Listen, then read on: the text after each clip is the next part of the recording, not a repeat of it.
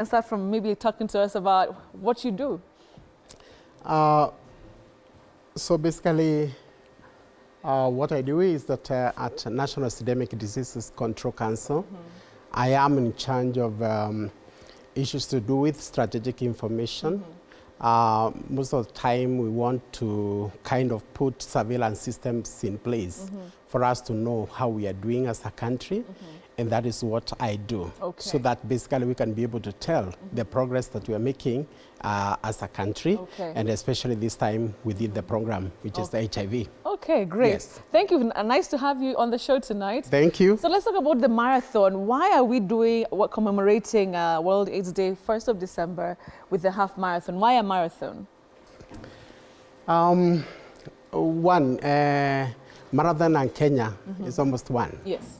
And therefore we are known for marathon.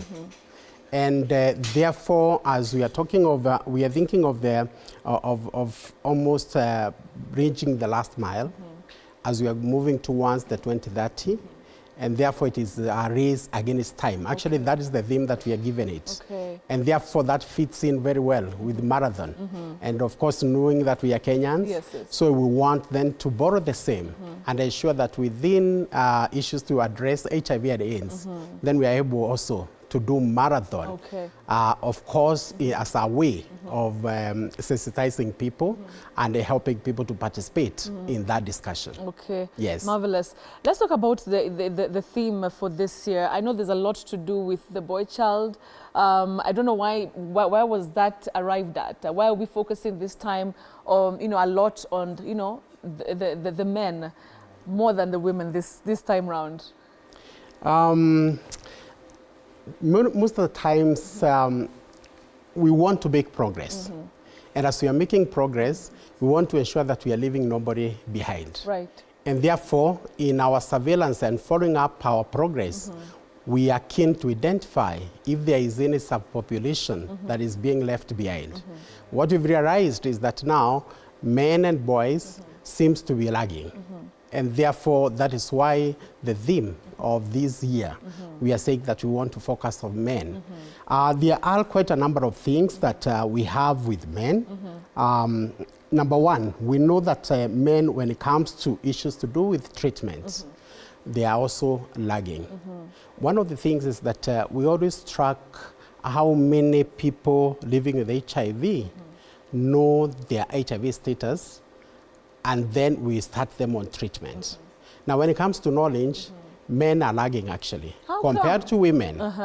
Yes, quite. That so? I mean, that's very interesting, because I would think that, anything to do with HIV is like maybe common knowledge, common effort, but it's not. So the men are lagging behind in terms of information.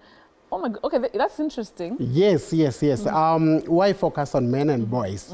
Number one, we know that really, when it comes to knowledge, as I've said, men are lagging. Yes. There is the issue of possibly knowing what is HIV and AIDS and talking about it, and then the comprehensive knowledge, where we translate that knowledge into actions and practices that help us prevent infection. Okay. So that is one area. Number two, when we think of starting people who are living with HIV on treatment, that is very critical, because it will do two things. Number one, it helps people to lead a fruitful and productive life. And therefore, if somebody doesn't know the status, what will happen is that you will not start treatment. Yes. And that way, you can be able to end up getting ill health, which now makes somebody not be productive.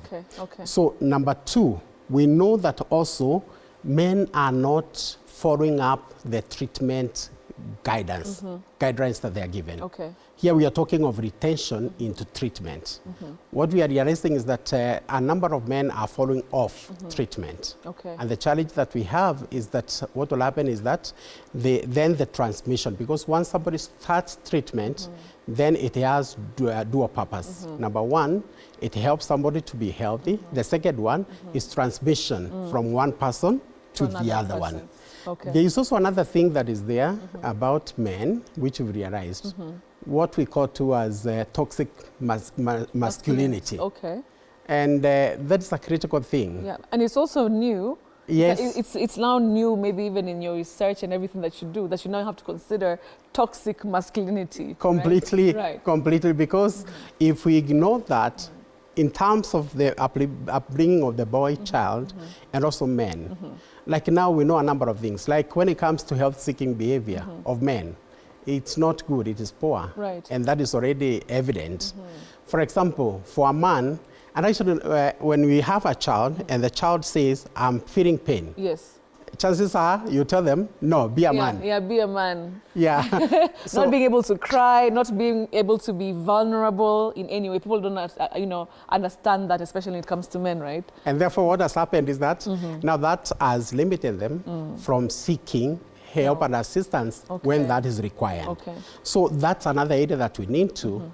And also when it comes to issues to do with the alcohol and drug and substance abuse. Yes, yes. Also, we've seen that affecting the men quite a lot, and that discussion has been there. The main thing is that it affects the judgment of the man. Yes. And therefore, ability to protect becomes quite difficult. Okay, okay. When you think of also that masculinity, we know that men, as they are growing up, there is that assumption that because you are a man, then you must have so many partners. Yes, yes, yes. You know, it's like it's like that's ideal for men. Yes, yes. But what that does, it exposes then the man to HIV, to sexually transmitted infections, and other health conditions. Okay. So I think these are some of the things that really we look at when we look at a man. And also the other challenge that we've been seeing is what we've been calling triple threat. And triple threat is include adolescent pregnancies. Okay, okay. Now, when we address adolescent pregnancies, at times we leave the man out. Yes. But there's no pregnancy without a man. Yes, true, true. So that is why now we are becoming intentional to say that, yes, then man also should be brought on board so that when the discussion is being made, that's the only way we can be able to respond to challenge of possibly the issue of adolescent pregnancies, sexual and gender-based violence, and also the new HIV infections. Okay. So basically, that is why we are focusing on the man. Okay. Talking about the numbers, the new HIV infections, where are we? Are we also seeing more men, getting the disease, or how are the numbers like right now? When we look within the Kenya, we have approximately 1.38 million people living with HIV. That is the burden that we have. That's the ones that are just documented. Yes. Yeah. Yes. Okay. But basically, at least we are able to estimate well.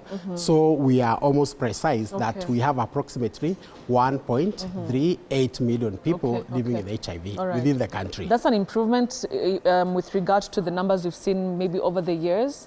Yes. And when it comes to the people living with HIV, we don't normally want a reduction because a reduction also will mean death. All right. So we want to retain everybody alive. And therefore you find that number not changing. What as a program we are doing is trying to ensure that we reduce on new HIV infections. Right. And as a country we are doing well because we've been able, like within the last 10 years, we've been able to move from over 100 new HIV infections per year, and we've brought it to 116,000. Okay, okay. Now, it doesn't mean that 16,000 is okay. Still, there's a lot that we need to do, and that is why we have we are having discussions, like when it comes to the World AIDS Day. Possibly another area that we always like looking at is when it comes to the deaths that are related to HIV. In Kenya, we know that we are not doing very well. Though there has been some reduction, but we approximately estimated that possibly in 2013, we lost around 20,000 people because of HIV-related reasons. Now, it becomes also interesting then to find out why possibly such a big number. Yes, yes. Now, that can be explained by a number of things. Number one is that I said when somebody starts treatment, it is important because it is always a lifelong. So when anybody drops out of that treatment, yes, it brings ill health. Okay. And that can lead to death. Yes, yes. And the challenge that we have actually with men is that they are coming in to seek services late. Okay. There is something that we call advanced HIV disease, or the AIDS itself. So when anybody comes late within treatment with advanced HIV disease, what will happen is that chances of losing life Yes, yes. are very high. Okay, So it's a little a challenge that we have. Okay. You can imagine, like out of the 1.37 that I talked about, around 41,000, they don't know they are living with HIV. Oh, they don't know. Yes. Okay. So they are living with HIV, Yes, but they don't know. Okay. And the reason is one, possibly they have not tested. That would be one thing, so that they come to know Okay. of their status. And that is why we talk about really All right. testing. Okay. Yes. Wow. So as we start to wind up our conversation, I just want to talk about the cure. Yeah. Where are we in terms of, science and, just, trying to get a cure for this disease, which has been, in the world for so long? How come that has not happened yet? It has to one aspect. First of all, the virus and how a virus mutates. That's the number one. Okay. And actually, that is the main thing. But quite a lot of investment is being put, and a lot of research is really being brought in to be able to get more effective Yes, yes. treatment. Okay. I can assure you that when that treatment started, ARVs were so many. Yes. But over time, research has been done, and the number of tablets that possibly somebody will take, that has been combined so that there are fewer that one has to take. Got it. But just looking at the issue of the World AIDS Day, which is that fifth in this country, Yes, yes, yes. and also globally, we have talked about marathon. And I want just to mention how that will be done. We will have a national event at Nyayo Stadium. Yes. That will be on fast. And that is what we gathered just to be able to commemorate. Okay. But more so is really what will be done. Number one, we said we will have a marathon. Yes, yes, yes. With this marathon, everybody can be able to participate. And we are requesting everybody to come in and also be able to participate. Okay. We have various races. Number one is the one that is a half marathon. Okay. That is 21 kilometers. Yes, yes. Now we're saying this is for professional runners who will be there. Then we have also 10 kilometers. This one is for the others who are experienced. Then we have also 5 kilometers. Okay. So as a family, you can we can be able to join in and be able to participate. Right. We have also 5 kilometers for corporates. Even now, this media house, Even us as TV47. we can be able to. Yes, yes. 2 kilometers. We'll have also CEOs also running 2 kilometers. Okay. And finally, we have also 2 kilometers for children. Okay. We don't want them to be left Be left behind. out. All right. Okay. But also, even those who are able differently, yes, yes. we'll have also the wheelchair, Okay. 10 kilometers. Okay. So basically, that is how this So has it's been. for literally everybody. Yes. Okay. And we're requesting if we can be able to kind of register Yes, yes. for that. How do they register as we wind up quickly? When it comes to registration, Yes. we have, you can be able to register, and I just want to give you the ones that you can be able to use. It's our website. It's a website Okay. within NSDCC. So you can be able to use that one. Okay. So it is World AIDS Day, WAD 24 Okay. at nsdcc.go.ke. Okay. Or also somebody can be able to register using star 826 star 86 hash. Okay. That is star 826 star and then 86 hash. Okay. So basically, that is what we are looking forward to the World AIDS Day. All right. There will be also side activities. like there will be free medical camps. Okay. There will be candle lighting to remember those whom we've been able to, Yes, to lose along the way. Yes, yes. There will be also sensitizations across the 47 counties. Okay. And also the races will be done also across the 47 counties. Yes. All right. Well, thank you so much, Joshua, for speaking to us. Hopefully, we'll be able to see big numbers of people wanting to participate, of course, in the marathon. And all the best. Thank you. And thank you very much for coming on the show tonight. We'd appreciate, and thank you so much for also allowing us to come. All right. Yes. Thank you very much. So it's time for us to finish the show. You want to finish it for us? Okay. Thank you. Yeah, we can just come to the front over here. So first, let me just say, this is Joshua Gitong. Of course, he's joining us from the National Syndemic Diseases Control Council. Of course, talking to us about the World AIDS Day Half Marathon, which is going to be happening on the 1st of December. All right, take it away. Sema kwaherini. Thank you so much, kwaherini, and thank you for being a viewer for the TV 47. Thank you and have a good night. All right, thank you very much, ladies and gentlemen. See you again next week, God willing. Good night. Thank you very much.